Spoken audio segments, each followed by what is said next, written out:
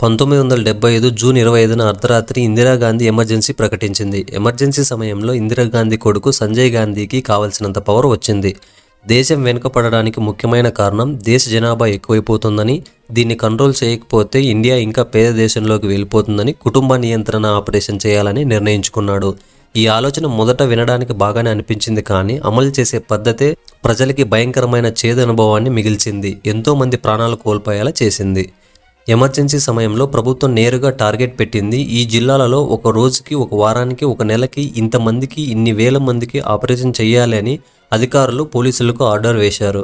Target చేరుకోకపోతే పోలీసులను suspend చేయడం, బెదిరించడం లాంటివి చేశారు. దీంతో పోలీసులు చేసేదేమీ లేక గ్రామాలకు, బస్తీలకు వెళ్లి బలవంతంగా బస్సుల్లో, లారీల్లో ఎక్కించి క్యాంపులకు తీసుకెళ్లడం మొదలైంది.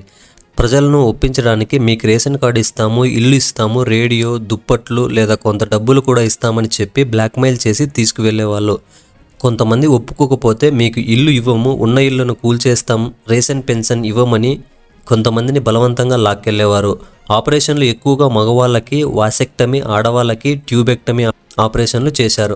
అంటే వీళ్ళకు శాశ్వతంగా పిల్లలు పుట్టకుండా చేసే ఆపరేషన్ ఎక్కువగా జరిగాయి. ఇవి ఎక్కువగా జరిగింది మాత్రం ఉత్తరప్రదేశ్, బీహార్, హర్యానా, పంజాబ్, ఢిల్లీ రాష్ట్రాల్లో క్యాంపులు, స్కూళ్లు, బిల్డింగ్స్లో, పంచాయతీ ఆఫీసుల్లో టెంట్ వేసి మరీ చేశారు. కానీ అక్కడ పరిస్థితి భయంకరంగా ఉండేది. సరైన డాక్టర్లు లేకుండా ఆపరేషన్ జరిగేవి. హైజీనిక్ లేకపోవడం వల్ల చాలా మందికి ఇన్ఫెక్షన్లు వచ్చి చనిపోయారు.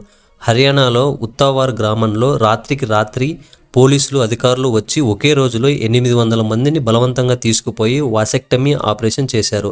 అదే సమయంలో సంజయ్ గాంధీ ఢిల్లీలోని స్లమ్ క్లియరెన్స్ అనే పేరు చెప్పి పేదవాళ్ల బస్తీలను కూల్చివేయాలని ఆర్డర్ ఇచ్చాడు.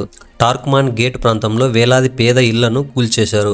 అక్కడ ప్రజలు ఎదురు తిరగడంతో పోలీసులు కాల్పులు జరిపారు. ఆ కాల్పుల్లో 100 మందికి పైగా చనిపోయారు. మిగిలిన వాళ్ళని బలవంతంగా లాక్కెళ్లి ఫ్యామిలీ ప్లానింగ్ ఆపరేషన్ చేశారు. ఈ ఘటన ప్రజల్లో మరింత కోపాన్ని తెచ్చింది. మీరు ఈ నెంబర్స్ వింటే పూర్తిగా షాక్ అయిపోతారు. 1975కు ముందు ఒక సంవత్సరంలో ఫ్యామిలీ ప్లానింగ్ ఆపరేషన్లు 10 నుండి 15 లక్షల ఆపరేషన్లు జరిగేవి. కానీ 1976 ఒక్క సంవత్సరంలోనే 62 లక్షల మందికి శాశ్వత కుటుంబ నియంత్రణ ఆపరేషన్లు జరిగాయి. మొత్తం ఎమర్జెన్సీ సమయంలో దాదాపు 80 లక్షల మందికి పైగా ఈ ఆపరేషన్లు జరిగాయి. ఇది అప్పట్లోనే ప్రపంచంలో అతిపెద్ద స్టెరిలైజేషన్ డ్రైవ్. ఈ డ్రైవ్ వల్ల పేద ప్రజలు ఎక్కువగా బాధపడ్డారు. రోజు కూలి చేసుకునే వాళ్ళు, బస్తీలో జీవించే వాళ్ళు రేపు రేషన్ దొరకాలి అనే భయంతో సైన్ పెట్టారు.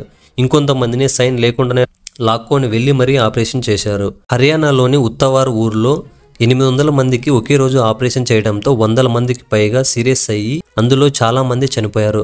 మళ్ళీ బీహార్లోని ముజఫర్పూర్ అనే గ్రామంలో ఇక్కడ అసలుకు హాస్పిటల్లో మినిమం సదుపాయాలు లేకపోవడంతో కొన్ని రిపోర్ట్ల ప్రకారం 400 మంది పైగా చనిపోయారు.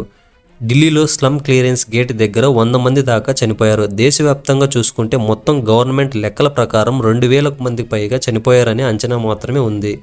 ఇది ఎక్కువగా కూడా ఉండవచ్చు.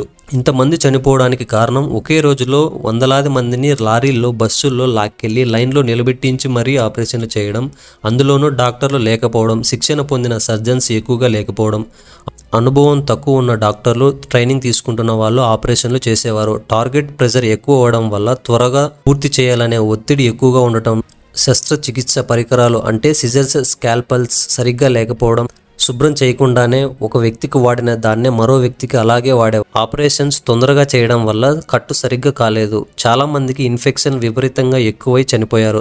సరైన మెడిసిన్స్, యాంటీబయాటిక్స్, బ్యాండేజ్లు కూడా చాలా చోట్ల దొరికేవి కావు. రికవరీ కోసం పడకలు లేకపోవడం, చాలా మందిని ఆపరేషన్ అయ్యాక నేలపై పడుకోబెట్టడం, కొంతమంది అయితే భయంతో ఆపరేషన్ టేబుల్ మీదే తిమ్మిరి, గుండెపోటు వచ్చి చనిపోయారు.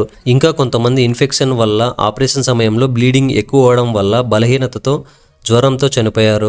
ఈ సంఘటన అప్పట్లో ప్రపంచాన్ని కూడా షాక్కు గురి చేసింది. అమెరికా, యూరోప్ పత్రికలు కూడా ఇండియాలో ఫోర్స్డ్ స్టెరిలైజేషన్ జరిగిందని రాశాయి. హ్యూమన్ రైట్స్ సంస్థలు ఇది మానవ హక్కుల ఉల్లంఘన పూర్తి స్థాయిలో జరిగిందని, ప్రపంచంలోనే అతిపెద్ద ప్రజాస్వామ్యం ఇలా మారిపోవడం అందరినీ షాక్కు గురి చేసింది.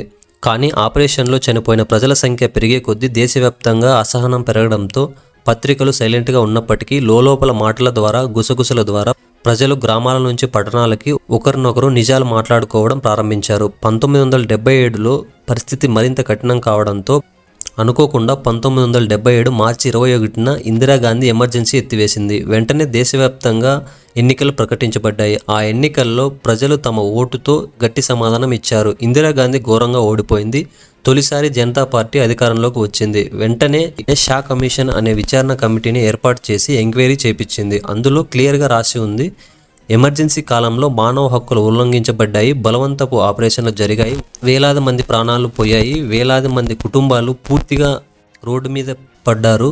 ఇదంతా ఇందిరాగాంధీ, సంజయ్ గాంధీ వీళ్ళిద్దరి వల్లే జరిగిందని ఆ రిపోర్టులో వీళ్ళిద్దరి పేరు స్పష్టంగా రాశారు. వాళ్ళకి నేరుగా శిక్షలు అయితే పడలేదు, కానీ ప్రజల తీర్పే పెద్ద శిక్షగా మారింది. అంతే ఫ్రెండ్స్, ఈ వీడియో మీకు ఇన్ఫర్మేటివ్గా అనిపిస్తే మీ ఫ్రెండ్స్కు షేర్ చేయండి, అలాగే లైక్ చేయండి, సబ్స్క్రైబ్ చేయండి.